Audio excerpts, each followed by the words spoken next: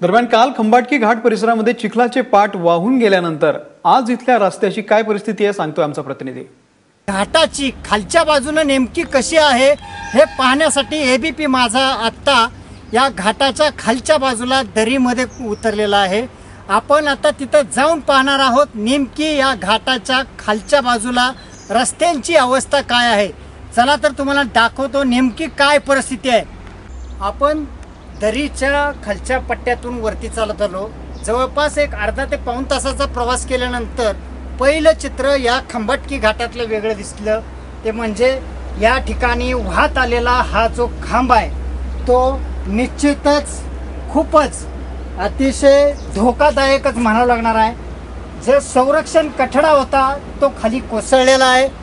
आपण पाहतोय की कशा पद्धतीचा आहे। आता जर संरक्षण कठड्याची जर ही परिस्थिती असेल तर रस्त्याच्या खालच्या बाजूची काय नेमकी परिस्थिती असेल आपण थोडंसं अजून अंतर चालत जाऊया आणि लगेचच समजेल आपल्याला। चला, ज्या ठिकाणाहून वाहनं मोठ्या प्रमाणात धावतात या खंबाटकी घाटाचा जो मुख्य रस्ता मानला जातो NH4 मानला जातो, त्या रस्त्याच्या कालच्या परिस्थितीनंतर काय परिस्थिती रस्त्याच्या खालच्या बाजूची झाली ती पहा।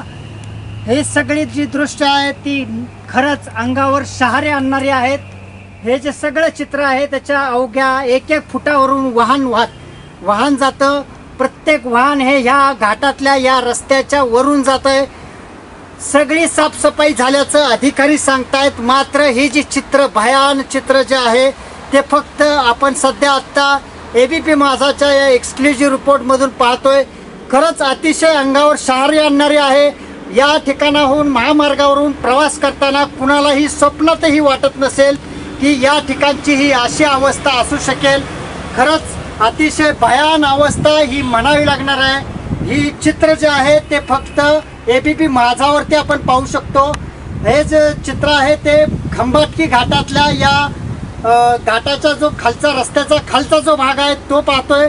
आपण पाहतोय की सगळे जे संरक्षण कठड्यांचे जे खांब आहेत ते सुद्धा पूर्णपणे आता पूर्णपणे त्याचा जो सहारा आहे सिमेंटचा तो पूर्णपणे गेलेला आहे। एखादं वाहन या ठिकाणाहून जेव्हा जाईल त्यावेळेला त्याचं चाक रुतलेलं असेल आणि ते वरून वाहन कधीही कुठल्याही क्षणी खाली येऊ शकतं।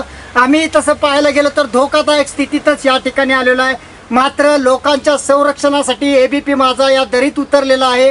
ही जी सगळी परिस्थिती आहे ती अतिशय भयान चित्र दाखवणारी आहे।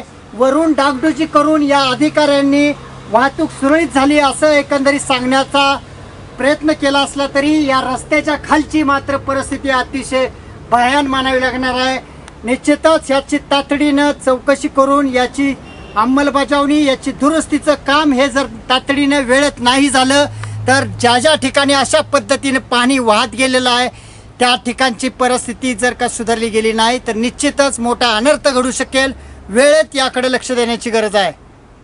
कॅमेरामन निहार बडेकर सह राहुल तपासे, एबीपी माझा, खंबाटकी घाट, सातारा।